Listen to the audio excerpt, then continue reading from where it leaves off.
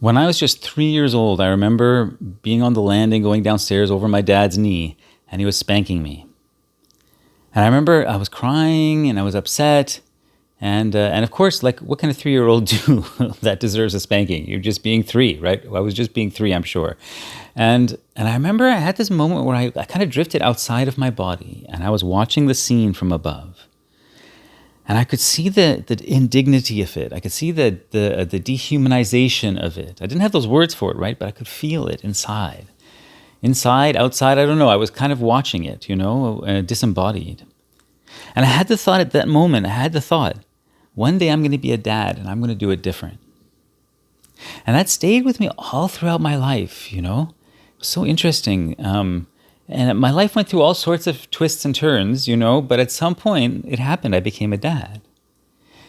And that memory of being 3 years old, it stayed with me. It stayed with me all my life. And when I was 6 is when I ran away from home the first time. Again, because I knew that that's not how human beings were supposed to be treating each other. You weren't supposed to be punishing me. You weren't supposed to be hitting me.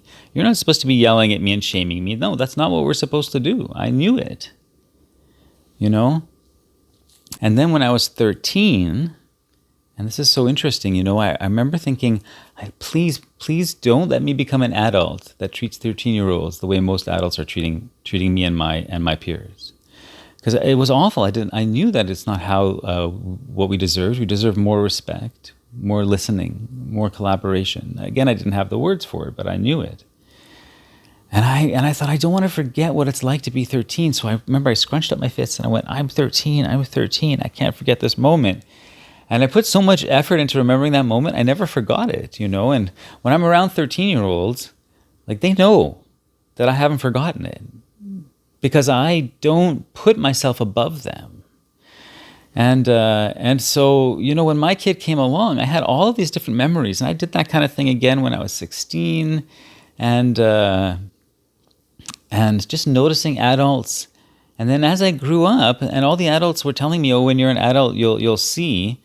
I grew up thinking, they're still wrong. They were still wrong. I knew they were wrong when I was 3. I knew they were wrong when I was 6. I knew they were wrong when I was 16. And I'm 54. I still think they're wrong. And that's why what I teach is so radical in a way, because it comes with all that memory built into it. That's why I will not say, take the tablet and then empathize with their feelings, because I would never want to have been treated that way.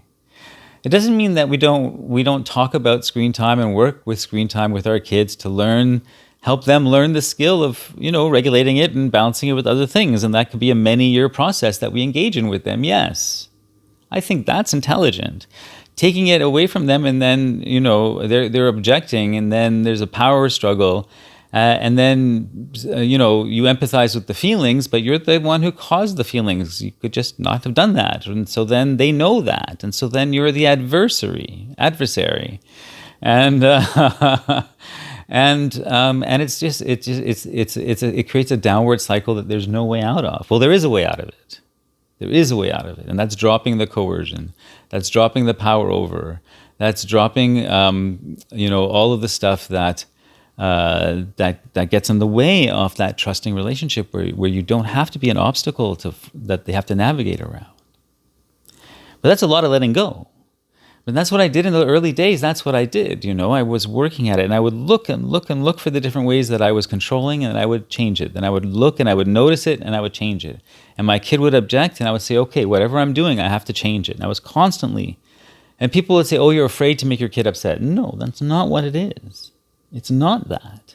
It's not the only way of looking at that. It's receiving the information from this human that is not what they want, how they want to be treated, and then making an adjustment without completely letting go of my needs and my thoughts and my values as well. But I don't have to impose them in a way that's so unpleasant, which is so much of what happens. I call it reliable unpleasantness. So like when you come into this space of the non-coercive collaborative parenting, we try and go all the way with the non-coercion, and people say, what if they're going to run into the street? No, we're not letting our kids get hit by the car. But it's everything else. It's everything else that we really strive to find collaborative ways. Oh, I was going to give an example from before. So my mom's in the hospital right now. 5 minutes. I'll go a little longer.